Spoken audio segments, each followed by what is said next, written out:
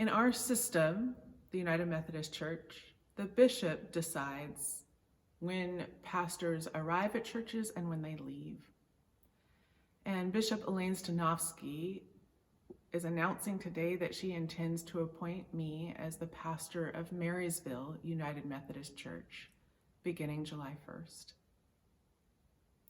And so that means I can't be your pastor anymore. I did not anticipate this. I did not see it coming. And I'm very, very sad to have to share this news with you and prepare to pack up our lives here in Ridgefield and move them somewhere else. This church has meant so much to me. This town and community has meant so much to me.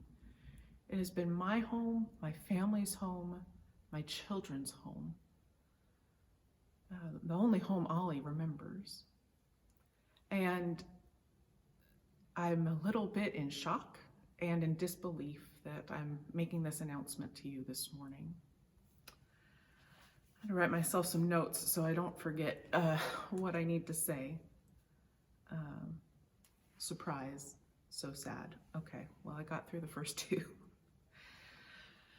I don't want to say goodbye yet. It's March 21st.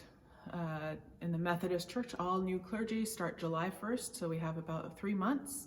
And I don't want to say goodbye yet because I have so many things I want to say, and I just want to appreciate the time that we have together. So I'm going to save all my goodbyes for a little bit later, if you don't mind. What happens next? So we have a staff parish relations committee. They're kind of the equivalent of an HR, human resources. And they will work with our district superintendent, Kathleen Weber, to talk about the future of our church and what pastoral gifts you see that you need. What are the strengths of the church? What kind of strengths do you want in another pastor? And you'll have conversations with her about who the right person will be for you. And I'll get to have conversations with her as well about what I see as the needs of the church. I'm definitely going to tell her that she should find somebody who's much more organized than me and works ahead a little bit better. Our poor musicians, we've just been working hand to mouth all year, and they need someone who can,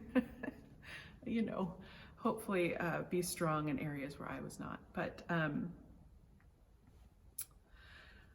so that's what's going to happen in that regard. And I'm sorry we can't tell you the name of your new pastor yet. That person hasn't been chosen, and we'll have to wait some weeks for that. So this enters us all into another waiting period.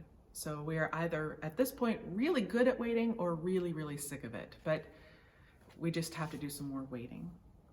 We are still going to work toward in-person worship as our county's COVID numbers allow. We're beginning in-person worship this coming weekend, Saturday, March 27th. I hope you saw the email about that and how to sign up. If you haven't looked at that email, please search your inbox and your spam folder because there's a link where you can sign up to come. It is limited to 25 people, and so we'll have a second service if we need to based on interest.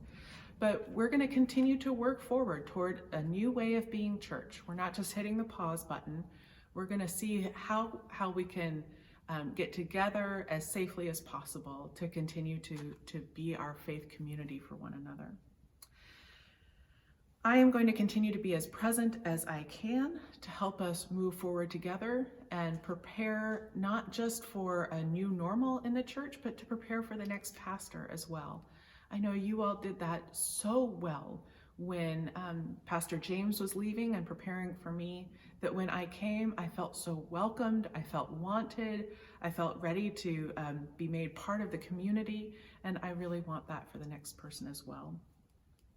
I should tell you, hopefully, obviously, Christopher, my husband, is moving as well, and he'll be the pastor at Mount Vernon United Methodist Church, which is north of Marysville. We've not yet seen Marysville or Mount Vernon, sight unseen. So we're really going on faith here. And so prayers for Orchards United Methodist Church, as Christopher is telling them this morning, that he'll be moving on. Our system is really challenging.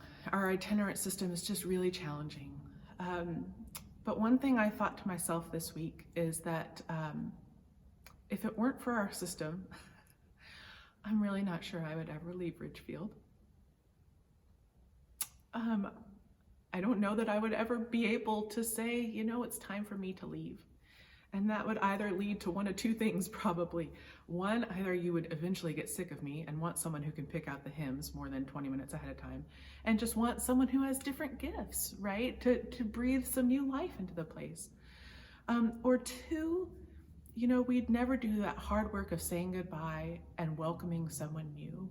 And when you welcome someone new, whether you're welcoming a new pastor or the pastor is welcoming a new congregation into their heart, you're welcoming a new part of God that you haven't met before. You all have shown me the face of God over and over and over again, and that will forever be part of who I am. It feels so good to be here, but I can't forget that God has other jobs out there and other people who need to be loved, and I have to respond to that call as well. Now, I said I was not going to say goodbye, so I got to stop there because I'm getting close to saying goodbye, but I'm not going to do that yet because we're in this transition phase now where we have some work to do. I love you all. You are in my heart, and I give thanks to God for every minute we are able to spend together. Let us go in peace to love and to serve. Thanks be to God. Amen.